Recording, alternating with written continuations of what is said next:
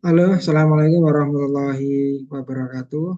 Selamat malam mahasiswa Universitas Terbuka dimanapun Anda berada. Di sini adalah bimbingan teknik untuk webinar karya ilmiah. Di penulisan karya ilmiah ini menjadi kewajiban buat mahasiswa karena sebagai akademisi gitu loh. Jadi salah satu syarat menjadi apa namanya sarjana adalah penulisan karya ilmiah. Dalam hal penulisan karya ilmiah, adik-adik pandang penulisan karya ilmiah adalah mindsetnya dirubah dulu. Selama ini penulisan karya ilmiah itu sulit, jadi penulisan karya ilmiah itu mudah gitu loh. Penulisan karya ilmiah itu dimulai dari mencari contoh. Kayak misalnya saya analogikan kayak gini. Anda ingin membuat desain sebuah rumah misalnya. Desain sebuah rumah berkonsep minimalis modern misalnya. Otomatis Anda akan cari contoh konsep-konsep rumah dengan gaya minimalis modern. Maka otomatis dari contoh-contoh tersebut Anda akan punya gambaran, oh saya ingin tamannya seperti ini, ruangannya seperti ini dan lain-lain. Penulisan karya ilmiah juga sama. Jadi dalam hal penulisan karya ilmiah, ya Anda cari contoh dulu. Nah, cari contohnya di mana? Salah satu contoh yang paling mudah yang biasa digunakan adalah dengan media Google Scholar. Walaupun ini saya share ya, walaupun banyak sekali karena jumlah jurnal pencarian jurnalnya itu banyak sekali dari jurnal nasional, nasional terakreditasi, terus Scopus, terus jurnal internasional tidak terakreditasi banyak sekali. Ini adalah misalnya Anda punya tema penelitian Anda karena Anda adalah mahasiswa mahasiswi apa namanya Fakultas Ekonomi Prodi Manajemen dan konsentrasinya misalnya adalah keuangan. Anda ingin meneliti tentang konsep yaitu kinerja perusahaan. Maka Anda buka Google Scholar ini. Google Scholar ya kan. Tulis saja ini. Tadi saya kasih contoh ini ya. Kinerja perusahaan. Nah, klik aja. Nah, di sini akan banyak muncul jurnal-jurnal dengan tema konsep kinerja keuangan.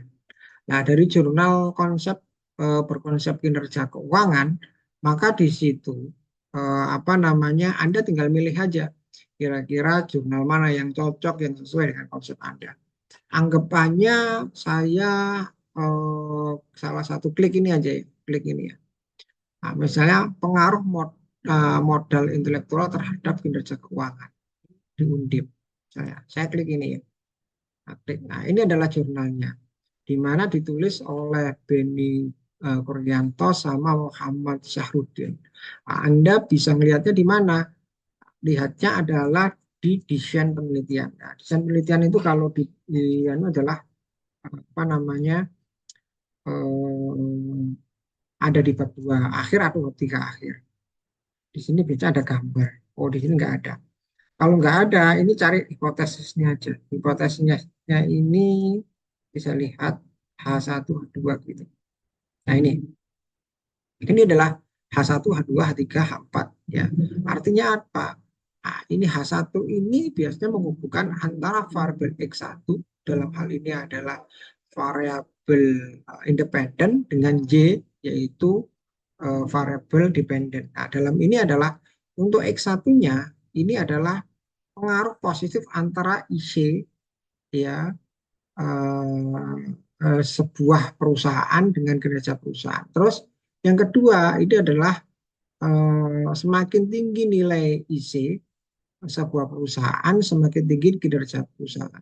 Terus semakin berikutnya adalah pengaruh antara tingkat pertumbuhan IC dengan perusahaan. Terus dan lain-lain. Nah, IC itu kita lihat IC itu apa ya? Kalau nggak salah intelektual kapital kalau nggak salah. Intelektual pengaruh modal intelektual kapital artinya di sini intelektual kapital ini melihat bahwa kekayaan intelektual ini penting jadi pengaruh intelektual kapital terhadap kinerja perusahaan dan lain-lain tadi ini bisa Anda kasih contoh gitu loh jadi para dependennya ini apa independennya apa Anda catat itu salah satu misalnya ini jurnal ini. Terus saya cari jurnal yang lebih jelas saja yang ada gambarnya misalnya. Misalnya ini pengaruh, nah ini misalnya ya, saya klik, nah, ini ternyata download, ya saya buka downloadannya, nah, ya ini ya, nah, ini pengaruh corporate government perception index terhadap kinerja perusahaan. Nah, di sini biasanya ada gambar yang paling mudah. Nah, ini. Nah, ini adalah variabel independennya, ya. Variabel independen. Ini adalah variabel kontrol. Ini ternyata ada variabel kontrolnya. Terus ini variabel dependen, ya.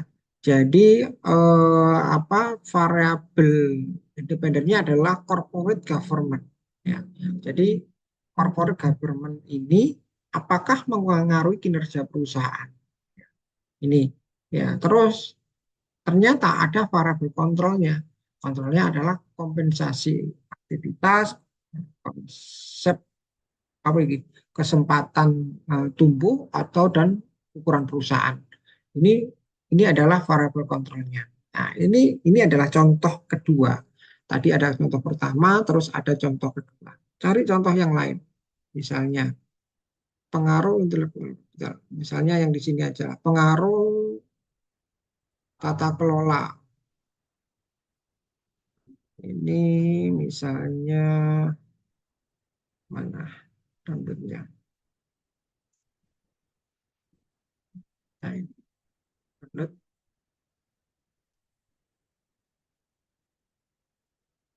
Nah, ini adalah jurnal ketiga. Ini dari Diponegoro Journal of Accounting. Di sini adalah, ini langsung ada gambarnya. Ini adalah variabel independen satu, 2, 3, dan lain-lain. Dan ini variabel dependen. Variabel ini adalah ukuran dewan, dewan independen. Ini adalah variabel yang berkaitan dengan good government juga, gitu loh. Kayak nah, di sini tapi dari ukuran perusahaan dan lain-lain government ini di mana itu menjadi variabel apa namanya harusnya indikator menjadi variabel.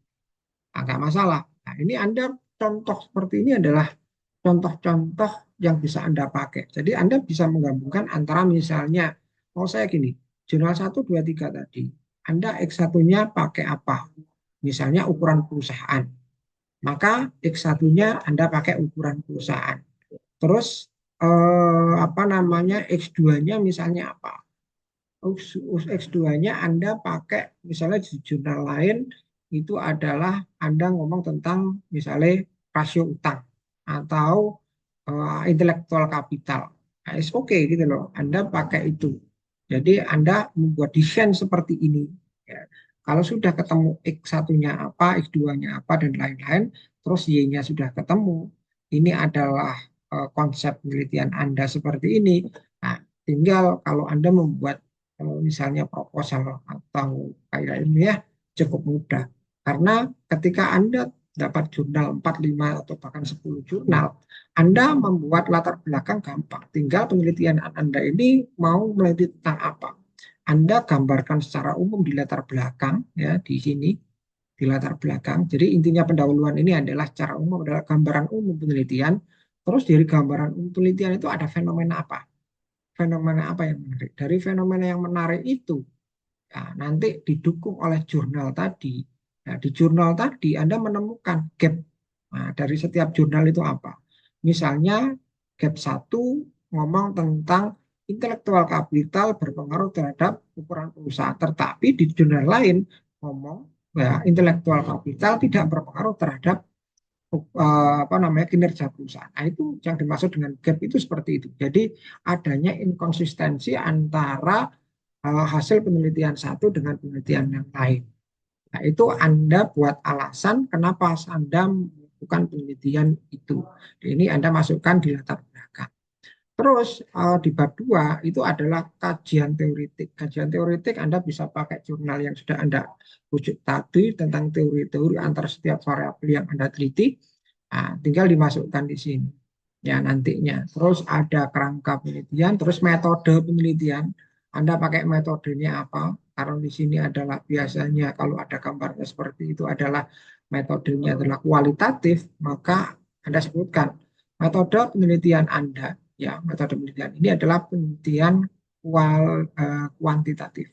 Nah, dari penelitian kuantitatif tersebut, Anda pakai jenis penelitian apa? Misalnya dari jenis penelitian kuantitatif itu Anda olah dengan apa metode, baik pengambilan sampel, metode misalnya pengambilan sampel saya pakai proposif, misalnya proposif itu adalah menggunakan kriteria.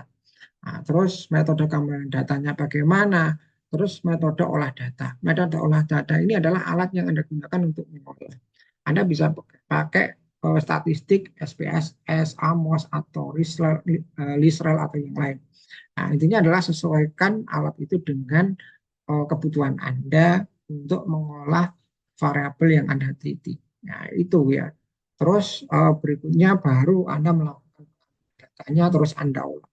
Kalau Anda membuat karya ilmiah mulai dengan pembuatan proposal, Anda cuman membuat latar belakang, rumusan masalah, batasan penelitian, terus Anda melakukan kajian pustaka, terus metode, itu sudah cukup, adik-adik sekalian. Tinggal nanti kalau karya ilmiah itu sifatnya full, bab berikutnya adalah hasil penelitian, kesimpulan, dan saran. Jadi isi dari karya ilmiah itu cukup simpel harusnya gitu. Tetapi tentunya cara pengambilan data dengan jurnal tadi penting. Jadi Anda biasakan diri untuk mencari jurnal-jurnal ilmiah tadi.